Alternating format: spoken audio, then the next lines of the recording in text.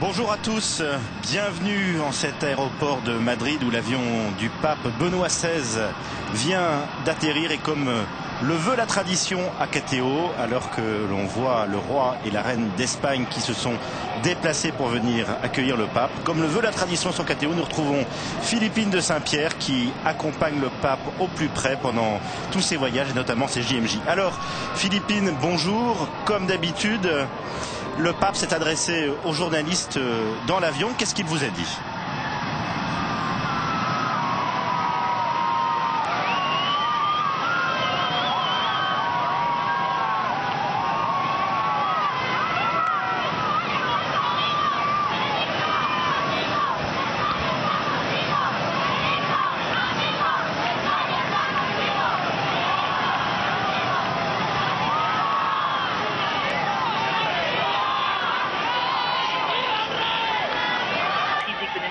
Ça fait un petit développement sur la doctrine sociale de l'Église, sur la nécessité de revenir à plus de partage. L'économie ne se mesure pas au maximum de profit, mais au bien commun, a-t-il souligné. C'est ce qu'enseigne la doctrine de l'Église, et c'est nécessaire pour que les jeunes conservent l'espérance et résistent à la tentation de la rébellion. Et puis le pape a parlé aussi de l'articulation entre la tolérance, le dialogue et la vérité. Bien sûr, a-t-il dit, il y a eu des abus dans l'utilisation du concept de vérité au cours de l'histoire, mais la vérité est accessible seulement dans la liberté.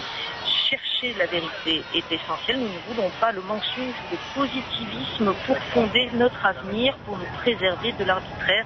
Il faut nous baser sur de vraies valeurs. Voilà, et Philippine, qu'est-ce que pour le pape Benoît XVI, qu'est-ce que représente CMJJ cette année particulièrement ?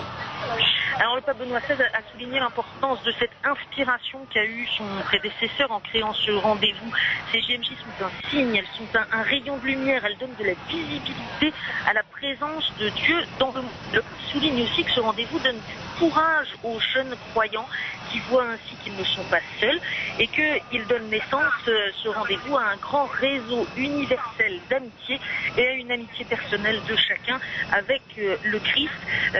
Benoît XVI qui a longuement souligné également que ces JMJ, en fait, ne sont pas un rendez-vous à un instant T uniquement, car il y a une longue préparation, une préparation qui est bien plus qu'une préparation technique, qui est une préparation intérieure, une mise en route des jeunes les uns vers les autres et chacun vers Dieu. Cela ouvre les frontières, cela crée de l'amitié et cela met en marche une jeunesse. Voilà ce qu'a voulu souligner Benoît XVI, qui a également rappelé que tout ne se voit pas dans les statistiques. La semaille de Dieu est toujours silencieuse.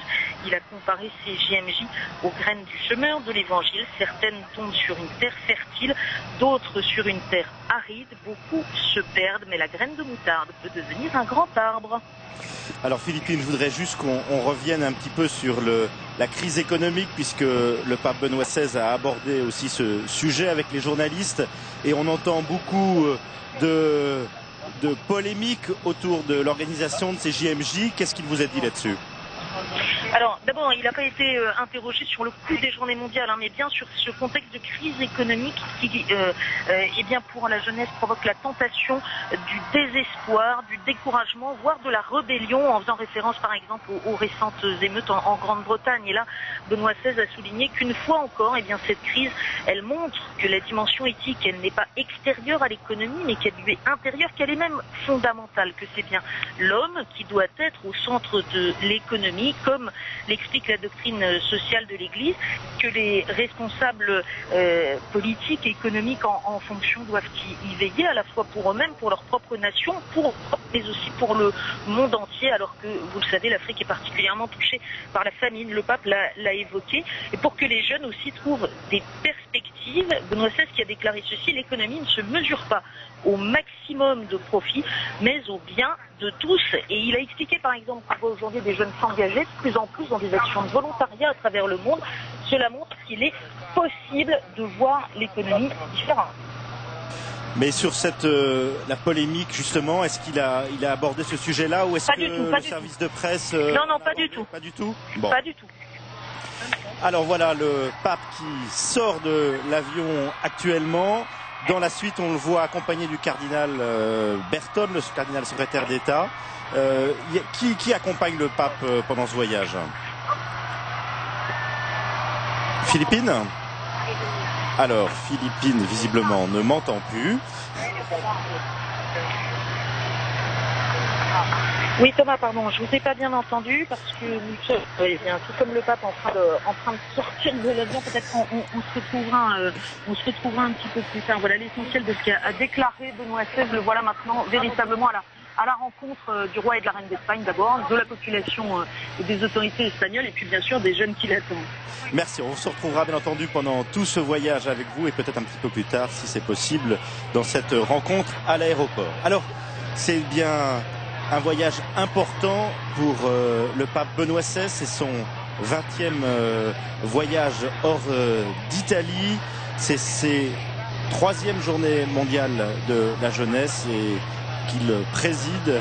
Et bien entendu, il a été présent à de nombreuses journées mondiales de la jeunesse, puisque cette année, c'est la 26e journée mondiale de la jeunesse. Et puis, après avoir été reçu par le couple royal espagnol, et c'est aussi important parce que lors de son précédent voyage, ce n'était pas le roi et la reine qui s'étaient déplacés à accueillir le pape à l'aéroport, c'était le prince des Asturies qui était venu, vous vous en souvenez, lors de ce voyage émouvant, ce pèlerinage émouvant à Compostelle, ainsi que cette bénédiction à Barcelone de cette magnifique église de la Sagrada Familia.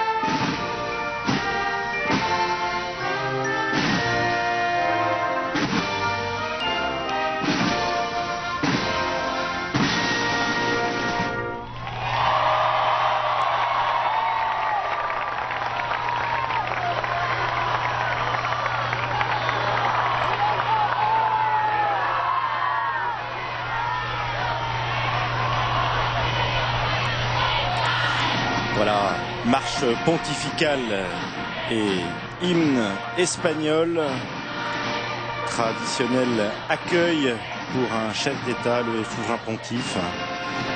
Et on voit un dialogue tout à fait cordial entre le roi, la reine et le pape Benoît XVI. Le roi qui parle italien à la perfection.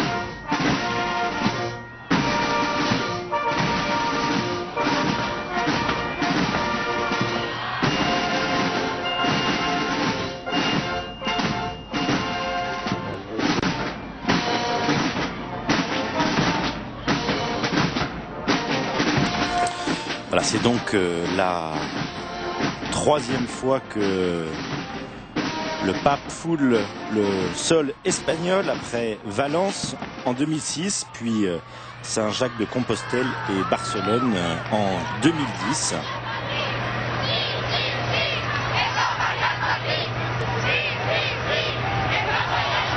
Et vous entendez que une délégation des jeunes de la JMJ est aussi venue accueillir le pape, alors que, bien entendu, nous vivrons ce soir à partir de 19h15 en direct l'accueil du pape par les jeunes depuis Madrid, cette grande place Cibeles où nous étions déjà avant-hier pour vivre la messe d'ouverture, alors que les jeunes ont déjà commencé tout ce parcours spirituel, notamment les catéchèses ce matin qu'ils sont en train de vivre. Et vous voyez devant nous des gardes suisses, j'allais dire modèle réduit, puisque ce sont des jeunes espagnols qui sont habillés en garde suisse pour un hommage au Saint-Père, dans la même tenue que les gardes suisses romains.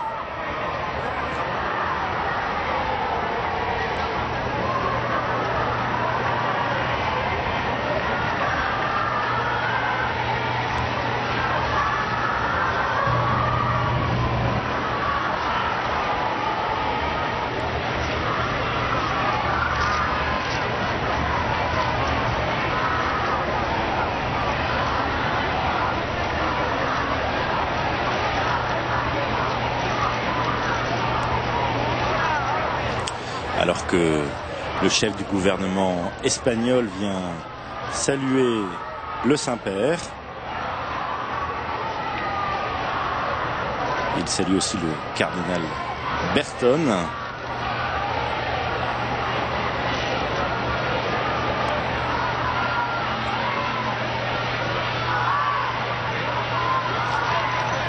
Le salut des autorités civiles et politique, le chef du gouvernement central, le chef de la communauté autonome et de la commune de Madrid, salue donc le Saint-Père.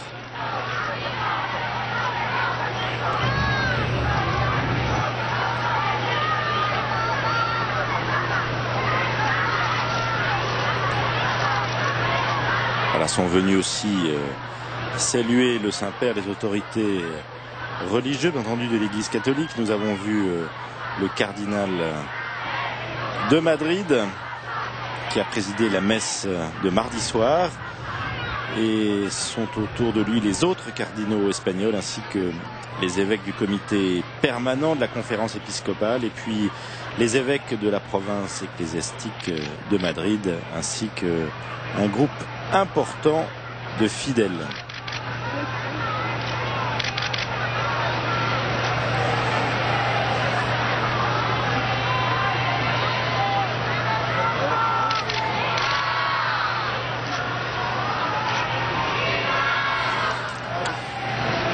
Alors, programme intensif du pape pendant ces JMJ, non seulement les différentes célébrations et rencontres avec les jeunes, mais aussi en parallèle à cette rencontre avec ces centaines de milliers de jeunes, il y aura demain vendredi une rencontre avec les religieuses et puis les professeurs de l'université.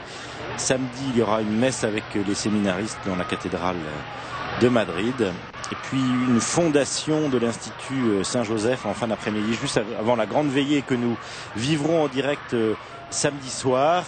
Il y aura une visite d'un institut de personnes handicapées qui est tenu par l'ordre hospitalier de Saint-Jean-de-Dieu. Donc vraiment un programme important, et bien entendu il rencontrera les autorités aussi royales et politiques du gouvernement, et le pape Benoît XVI est venu en pèlerin aussi. D'ailleurs, ça a été le premier inscrit aux Journées mondiales de la jeunesse, Et puis le fait que cette journée mondiale de la jeunesse ait commencé avant l'arrivée du pape montre aussi que le pape est le pasteur, mais il laisse aussi les évêques entourer les jeunes et leur indiquer la route à suivre dans cet parcours spirituel.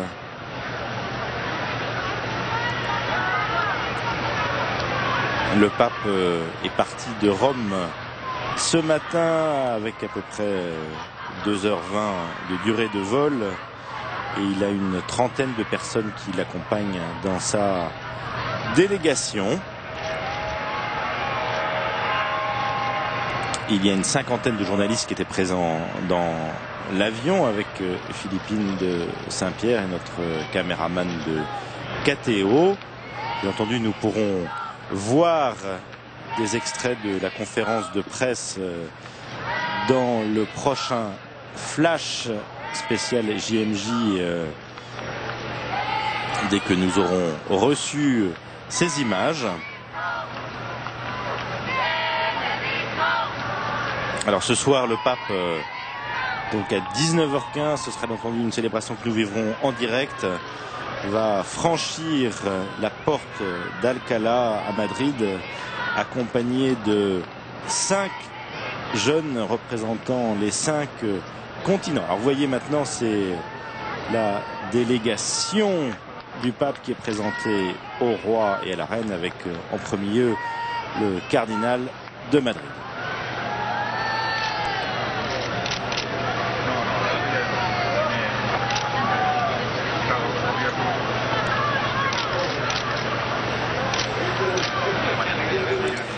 Voilà, Madrid est une ville importante, capitale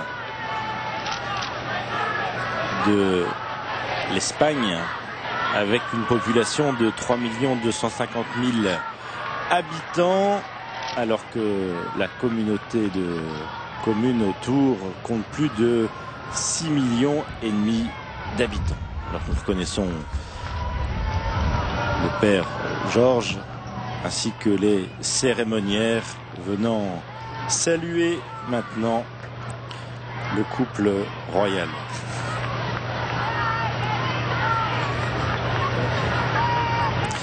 La température est importante, hein. On prévoit pendant toute cette semaine entre 35 et 40 degrés à l'ombre.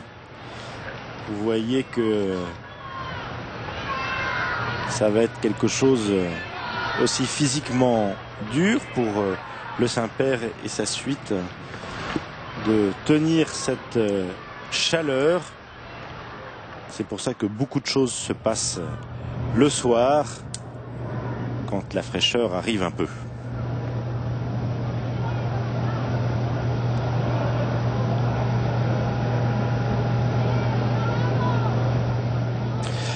Alors les jeunes, après la messe d'ouverture à Madrid, ont donc commencé les JMJ. De nombreux jeunes ont notamment déjà vécu le sacrement de réconciliation. Vous savez que c'est quelque chose de très important, ces JMJ, et le pape pour la première fois va aussi confesser des jeunes de tous les continents, tel un prêtre parmi les autres.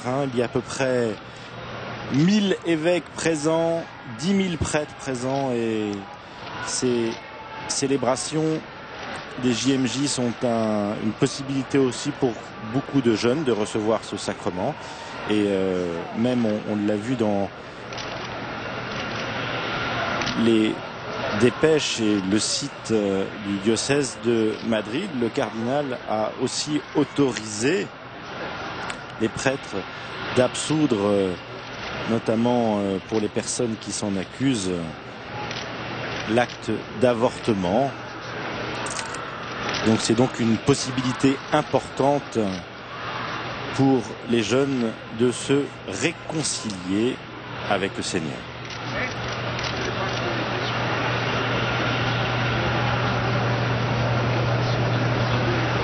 Voilà, les rues de Madrid résonnent des cris et des chants des jeunes venus du monde entier pour ceux qui ont pu vivre ces journées mondiales de la jeunesse à Paris. Vous vous en souvenez, il y avait un climat tout particulier dans les rues, dans le métro. Les gens se parlaient et étaient vraiment dynamisés par cet enthousiasme des jeunes venant du monde entier, venus témoigner de leur foi, venus chanter, prier, louer le Seigneur ensemble.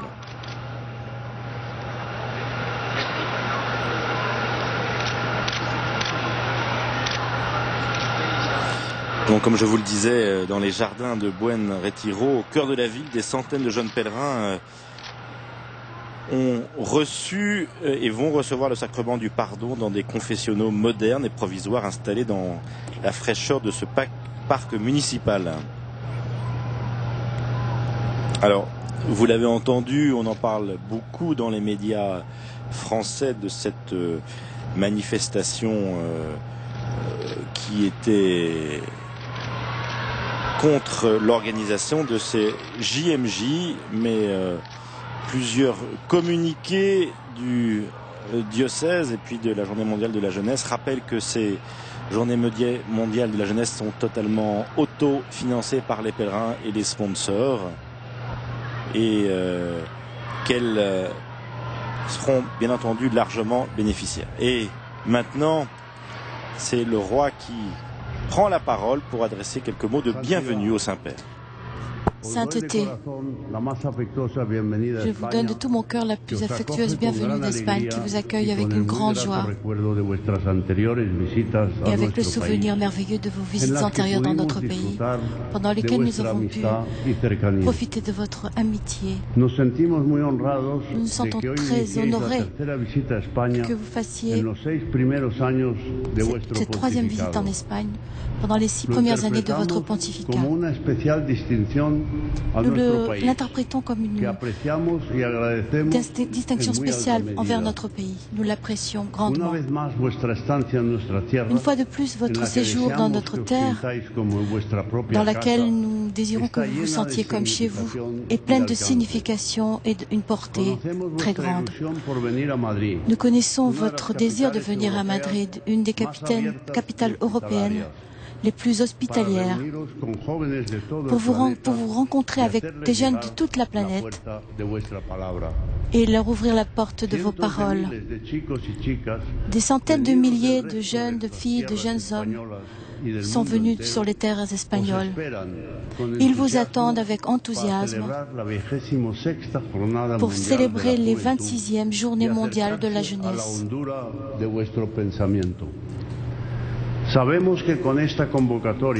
Nous savons qu'avec ce rendez-vous, l'Église vient exprimer depuis des années sa volonté et le fait d'être si proche de la jeunesse. Une jeunesse qui cherche à remplir ses aspirations les plus légitimes. Nous dédions un souvenir très ému à l'inspirateur de cette initiative, Sa Sainteté le Pape Jean-Paul II, qui a également réalisé son 3e voyage en 1989 pour présider les mémorables 4e journées de la jeunesse à Saint-Jacques-de-Compostelle. Saint-Père, pour la 2e fois dans ces journées reviennent en Espagne, où tant de jeunes, de familles reçoivent les bras ouverts tous nos visiteurs, ceux qui viennent de tous les coins du monde entier.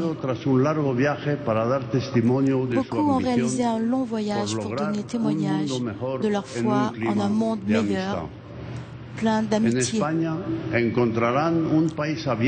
Espagne, ils trouveront un pays ouvert de par sa culture, sa langue et son histoire, une grande nation démocratique, ancienne et diversifiée, amis de la paix, de la liberté et de la justice.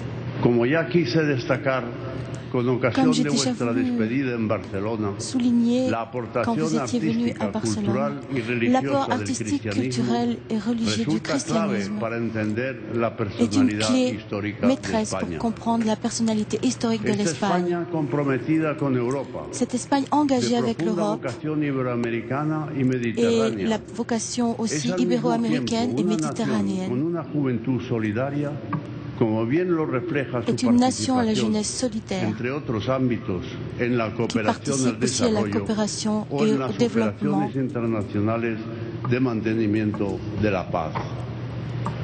et cherche à maintenir la paix dans le monde entier. Ce sens profond de la solidarité, son engagement social et pour son désir désir personnel, la jeunesse espagnole est formée par notre histoire.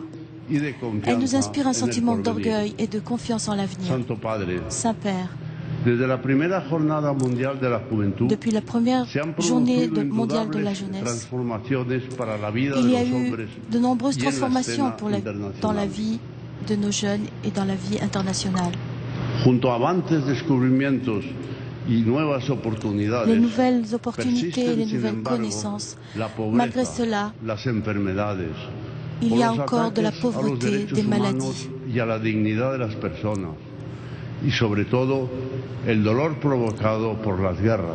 Et surtout, la douleur provoquée par les guerres et le fléau du terrorisme.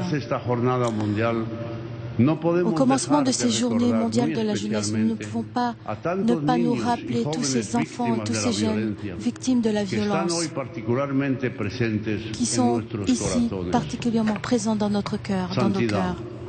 Sainteté,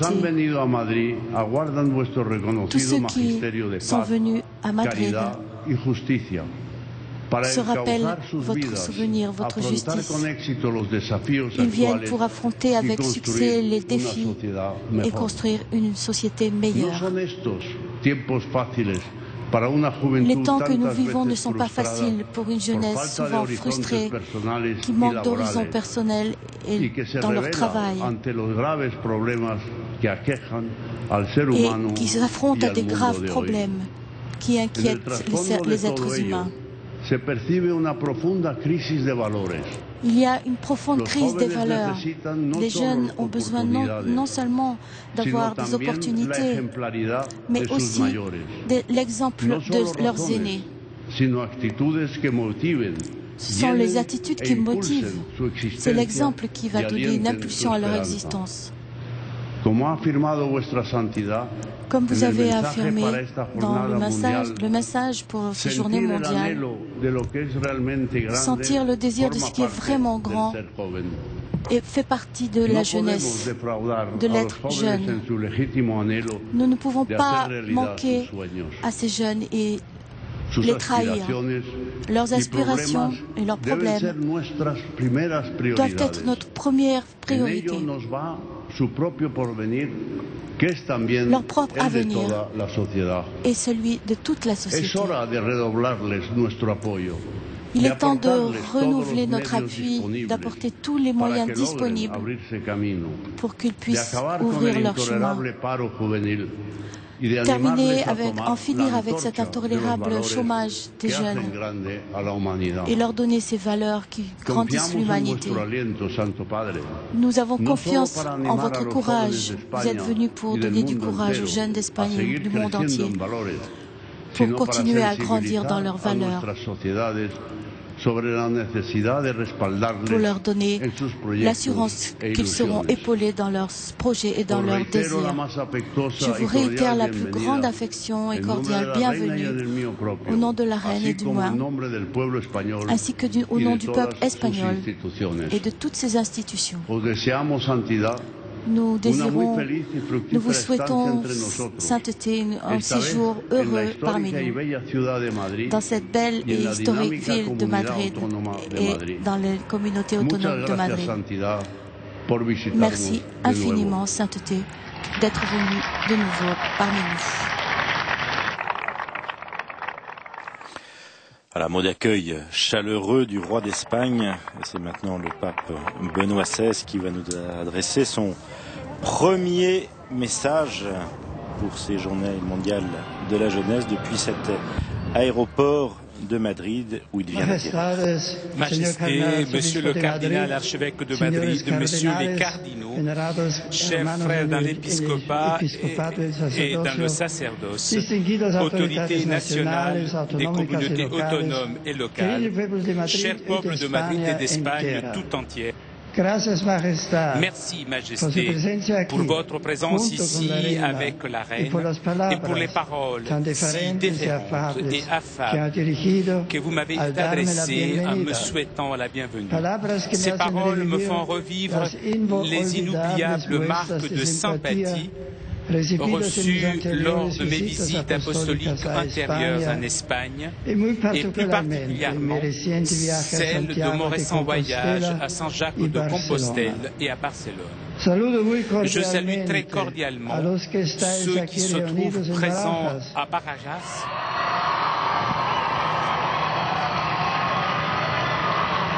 et ceux qui suivent cet événement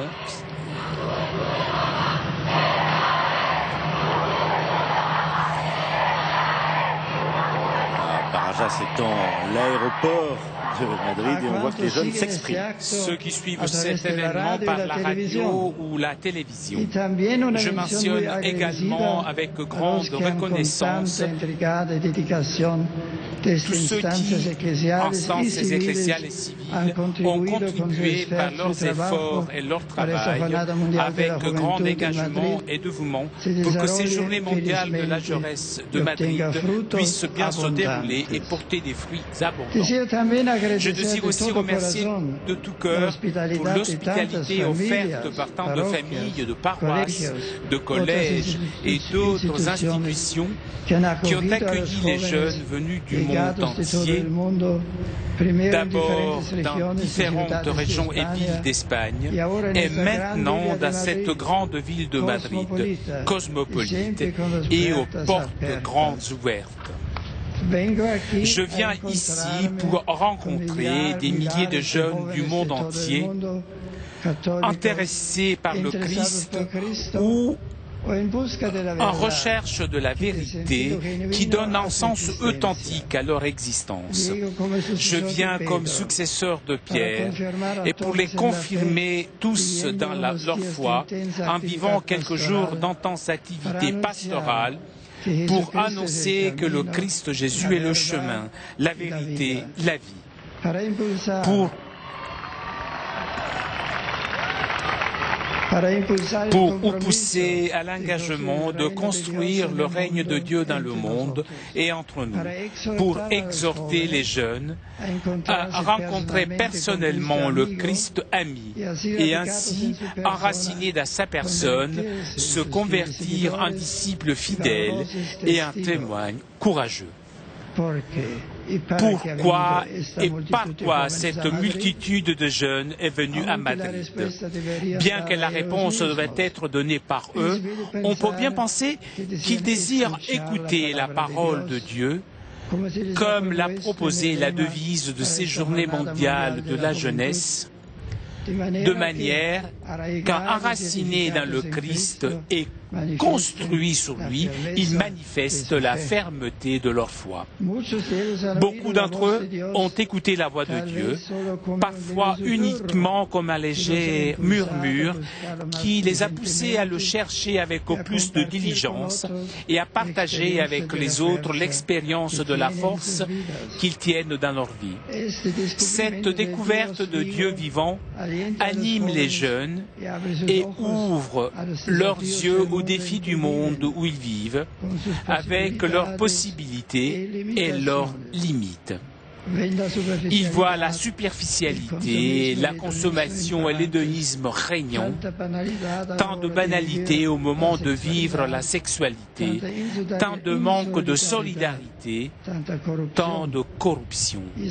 Et ils savent que sans Dieu, il serait difficile d'affronter ces défis et d'être vraiment heureux, tournant vers lui leur enthousiasme pour l'obtention d'une vie authentique.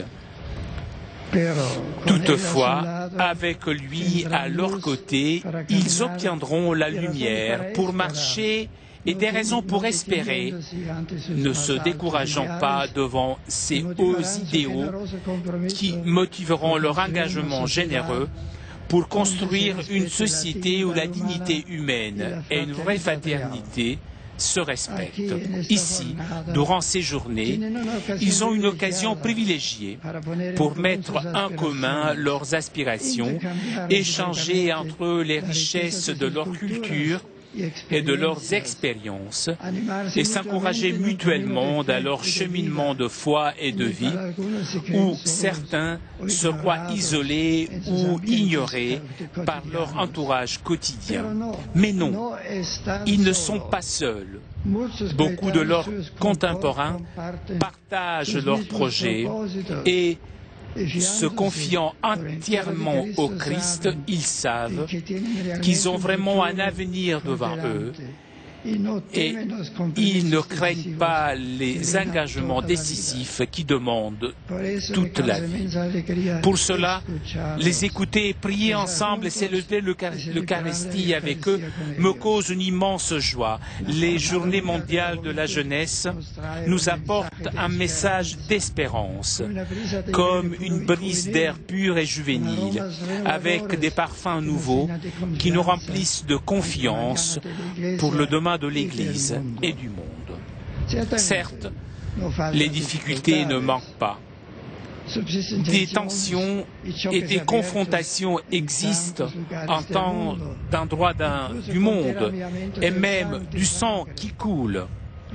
La justice et la haute valeur de la personne humaine se plient facilement à des intérêts égoïstes, matériels et idéologiques.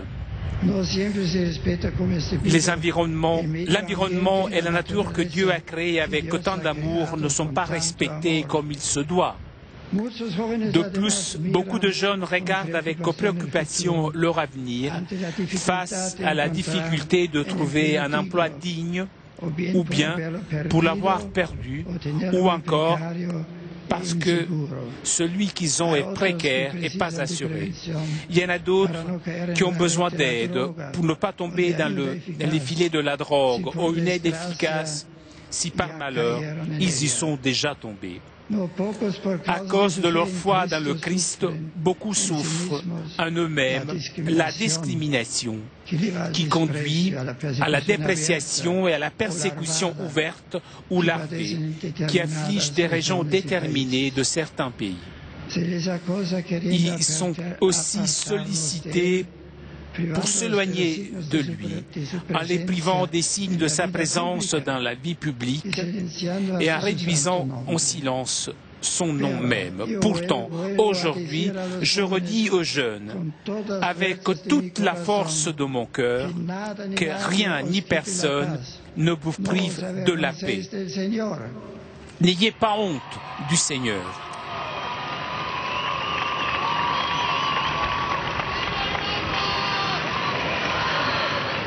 Il n'a rien objecté à se faire l'un de nous et à faire l'expérience de nos angoisses pour nous élever vers Dieu et faisant ainsi, il nous a sauvés. Dans ce contexte, il est urgent d'aider les jeunes disciples de Jésus à demeurer fermes dans leur foi et assumer la belle aventure de l'annoncer et d'en témoigner ouvertement par leur propre vie. Un témoignage courageux et plein d'amour aux frères humains, à la fois décidé et prudent, sans cacher sa propre identité chrétienne dans un climat de respectueuse connivence avec d'autres options légitimes et en même temps avec l'exigence du respect dû aux propres convictions. Majesté, en vous remerciant de nouveau pour l'accueil déférent que me m'avez réservé, je désire exprimer mon appréciation et ma proximité à tous les peuples d'Espagne, tout comme mon admiration pour un pays si riche en histoire et en culture, pour la vitalité de sa foi qui a touffillé en de nombreux saints et saintes de toutes les époques et de nombreux hommes et femmes qui, laissant leur terre, ont apporté l'Évangile aux limites du monde et à des personnes droites, solidaires et bonnes de votre pays. C'est là un grand trésor dont il convient certainement de prendre soin pour une attitude constructive pour le bien commun d'aujourd'hui et pour offrir un horizon lumineux à l'avenir des nouvelles générations.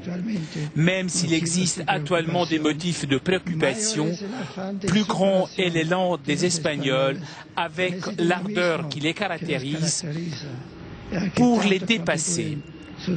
Et ce qui contribue le plus, ce sont leurs racines chrétiennes profondes, très fécondes au cours des siècles. À partir d'ici, je salue très cordialement tous les amis espagnols et madrilèns et tous ceux qui sont venus d'autres terres. Durant ces jours, je vous serai proche, ayant très présent à l'esprit tous les jeunes du monde, en particulier ceux qui passent par toutes sortes d'épreuves. Confiant cette rencontre à la très sainte Vierge Marie, à l'intercession des saints protecteurs de ces journées, je demande à Dieu qu'il bénisse et protège toujours les fils et les filles d'Espagne. Merci beaucoup.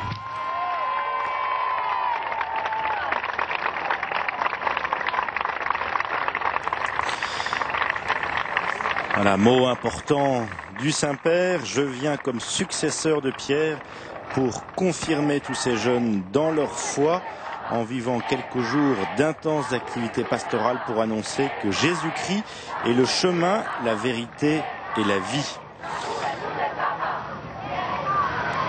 Voilà, nous allons maintenant quitter l'aéroport de Madrid. Nous retrouverons le pape ce soir à partir de 19h15. Cette fois-ci, ce sera avec les jeunes qui, vous le voyez, sont déjà bien en forme pour accueillir le Saint-Père. Merci aux équipes de la télévision espagnole et aux équipes de KTO à Paris. On se retrouve donc ce soir à 19h15. Je vous rappelle que vous pouvez voir et revoir toutes ces célébrations des JMJ sur le site internet de KTO, ainsi que tous les flashs de tous nos correspondants à Madrid. Merci, à tout à l'heure.